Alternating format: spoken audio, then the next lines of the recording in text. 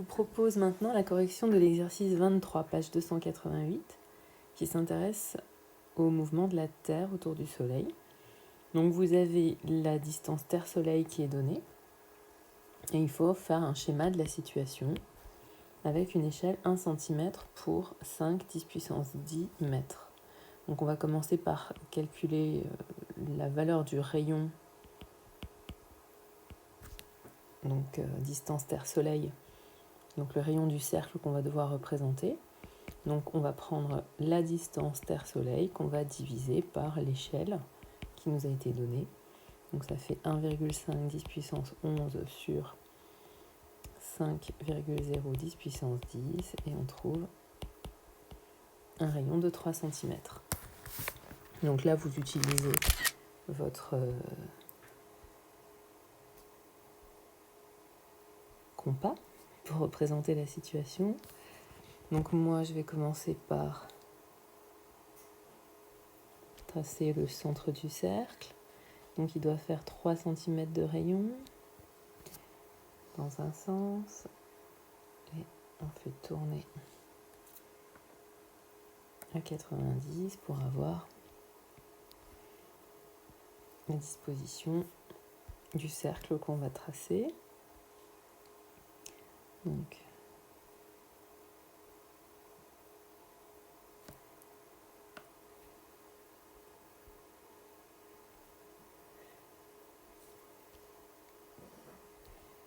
on a notre cercle de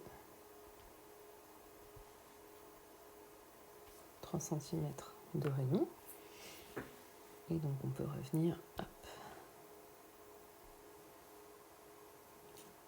la situation, donc c'est-à-dire calculer la vitesse de la Terre en mètres par seconde. Donc vitesse de la Terre, ça va être la distance parcourue par la Terre, qui est le périmètre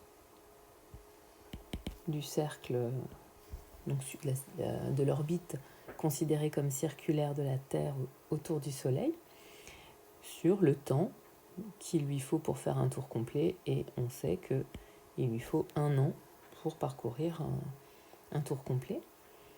Donc le périmètre, ça va être 2π fois le rayon qui est la distance Terre-Soleil sur les 365 jours fois les 24 heures fois les 3600 secondes nécessaires, puisqu'on veut des mètres par seconde. Donc ça nous fait 2π fois les 1,5 10 puissance 11 qui sont déjà en mètres sur tout ça, et on trouve 3 10 puissance 4 mètres par seconde. Ensuite, on vous demande de calculer l'accélération de la Terre. À la question 3.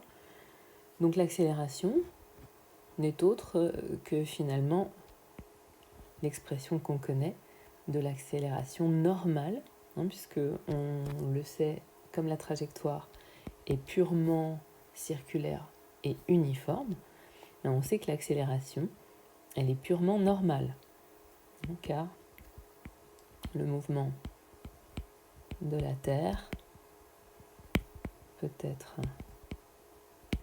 considéré comme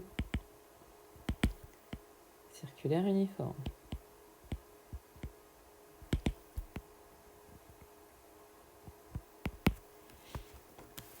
Donc on avait vu en cours avec le repère de Freinet que l'accélération se décompose comme la somme d'une accélération normale plus une accélération tangentielle, avec le terme de l'accélération normale qui est précédé de v carré sur r fois le vecteur unitaire n, plus d de v sur dt fois le vecteur unitaire tangentiel.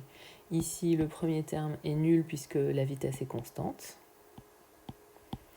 Donc il ne reste plus que le terme en v carré sur r, et donc l'accélération vaut v carré sur r, et r ici c'est vts.